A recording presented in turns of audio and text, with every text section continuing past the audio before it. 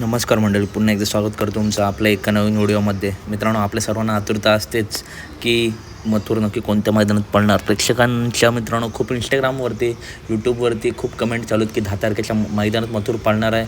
परंतु मित्रांनो, मी आत्ताच गोठ्यावरती जाऊन आलो. शिवमदा यांनासुद्धा मित्रांनो भेटलो आहे. मथुरची 100% अपडेट देतो. 10 तारखेच्या मैदानात मथुर पळणार की नाही.